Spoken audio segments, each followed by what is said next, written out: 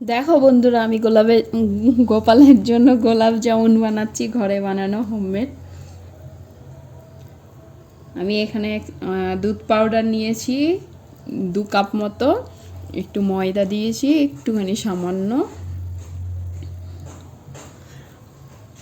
আর চিনি গুঁড়ো করে দিয়েছি, আর একটু দুধ দিয়েছি।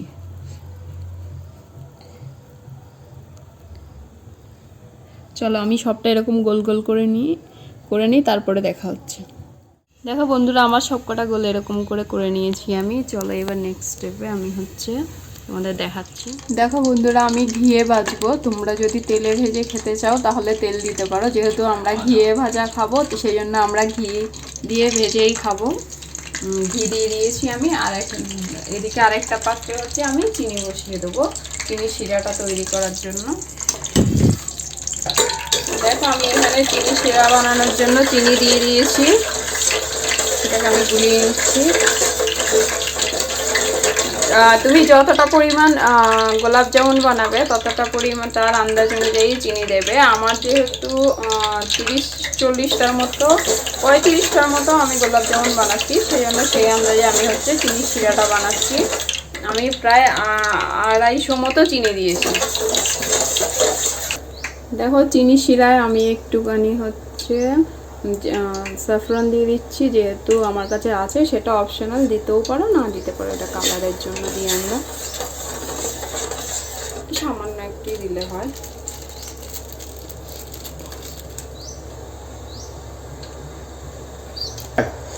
চিনি শিরাটা আমি একদম ঘন হতে দেব না, আমার যেহেতু পাতলা, ঘন হলে একদম ভালো লাগবে না। মোটামুটি মিডিয়াম যখন হবে তখনই আমি এটা বন্ধ করে দেবো গ্যাস। চিনিটা দেখো পুরোটা এখনো গোলায়নি, হালকা একটু এখনো রয়েছে। 2-4 মিনিট ফুটিয়ে না, এটা আমি যখন উবালতে শুরু করবে তখন আমি এটা বন্ধ করে দেবো।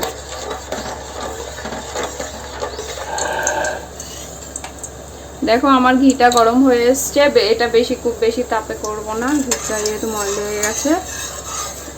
হালকা গরমের মধ্যে, বেশি গরম হলে চলবে না। শিরা তৈরি হয়ে গেছে, আমি এইটুকুতে এবার বন্ধ করে দেব। আর 2 মিনিট মতো রেখে এবার বন্ধ করে দেবো। আর এটা ঠান্ডা হতে দেবো। এটা এত গরমের মধ্যে আমি রসগোল্লাগুলো দেবো না। আর এদিকে আমার ঘিটা হয়ে গেছে, এবার আমি একটা একটা করে বলগুলো সব ছেড়ে দেবো ঘিয়ের মধ্যে।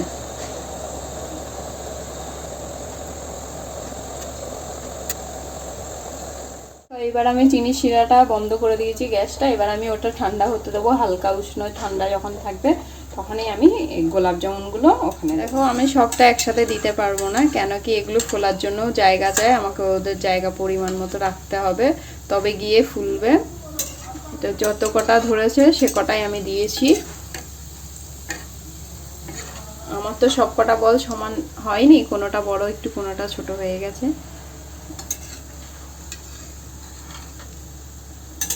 হালকা হালকা করে ওগুলোকে আমি নেড়ে দেবো, যতক্ষণ না কড়া করে ভাজা হচ্ছে ততক্ষণ আমি এগুলো হালকা হালকা করে ভাজতে থাকবো। আঁচটা বাড়াবো না, আঁচটা মিডিয়ামেই রাখবো। আমার গোলাপ জামুনগুলো কড়া করে ভাজা হয়ে গেছে। এবার আমি যে কটা ভাজা হয়েছে সবটা তুলে নেব। একটু ঠান্ডা হওয়ার পরে আমি এগুলোকে রসে দিয়ে দেবো। আর যেগুলো হয়নি সেগুলো আবার ঘিয়ের মধ্যে দিয়ে দেবো।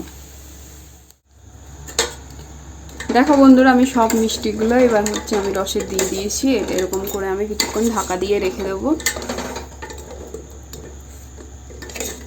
1-2 ঘন্টা মতো। এটা হালকা উষ্ণ গরম একদম। মিষ্টির ফাইনাল লুকটা দেখুন কত জুসি হয়েছে। আমি আপনাদেরকে কত জুসি হয়েছে, একদম নরম তুলতুলে হয়েছে। চলো টাটা, বাই।